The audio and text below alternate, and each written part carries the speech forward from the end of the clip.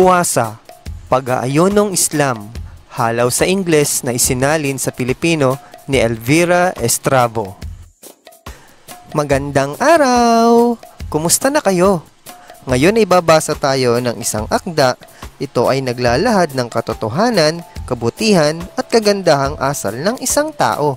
Ang ayuno o pag-aayuno ay ang hindi pagkain sa loob ng isang panahon. Sa Biblia, isinasagawa ng mga tao ang pag-aayuno tuwing sasapit ang natatanging oras ng pananalangin sa Diyos o kaya para ipakita ang kanilang mga kalungkutan. Tinatawag ding bihilya at kulasyon o pagkukulasyon ang pag-aayuno. Sa Pilipinas, isinasagawa ang pag-aayuno sa tuwing Kwaresma, lalo na sa Miyerkules ng Abo at Mahal na Araw para sa mga Katoliko at iilan pang simbahang Kristiyano, at sa banal na buwan ng Ramadan para sa mga Muslim. Handa na ba kayo? Tara, samahan ninyo akong magbasa. Nag-aayuno ang mga Muslim. Tinatawag itong puasa ng mga Muslim sa Pilipino at saum sa Arabic.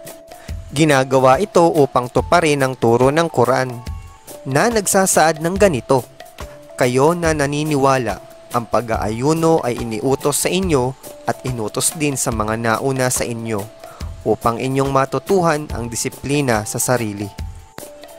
Ang puasa ay isang ganap na pag-aayuno sa pagkain, pag-inom, kasama na ang anumang masasamang gawi laban sa kapwa mula sa pagsikat ng araw hanggang sa paglubog nito.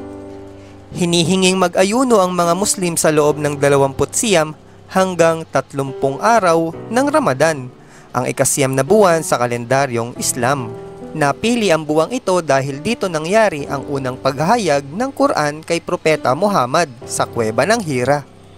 Kinahapunan ng unang araw ng Ramadan, mga bandang ika-6 ng hapon, sama-sama o grupo-grupong naliligo ang mga Muslim bilang paglilinis at bilang paghahanda sa puasa. Ang araw na ito ay tinatawag na Pegang ng mga taga Maguindanao. Naghahanda ng kanduli o pagkain ang bawat bahay. Kung minsan, ang mga pagkain sa iba't ibang bahay ay dinadala sa moske at ipinakakain sa mga naroroon. Ang kanduli at paliligo ang simula ng gawaing Ramadan sa loob ng 29 hanggang 30 araw, batay sa paglitaw ng bagong buwan. Sa pagitan ng ikatlo at ika-4 ng umaga o bago sumikat ang araw, ang bawat Muslim na may kakayahang mag-ayuno ay kumakaing mabuti ng almusal na tinatawag na saul. Pagkakain ng saul o kaya'y bago sumikat ng araw, lahat ng uri ng pagkain, maiinom o anuman dadaan sa bibig ay ipinagbabawal.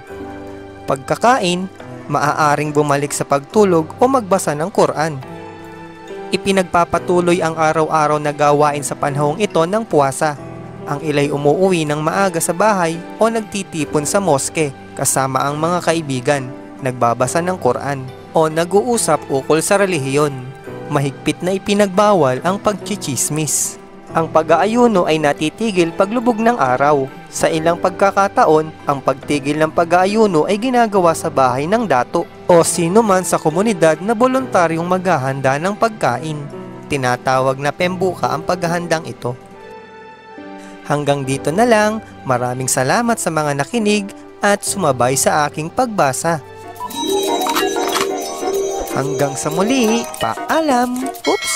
Huwag kalimutang mag-subscribe! Salamat!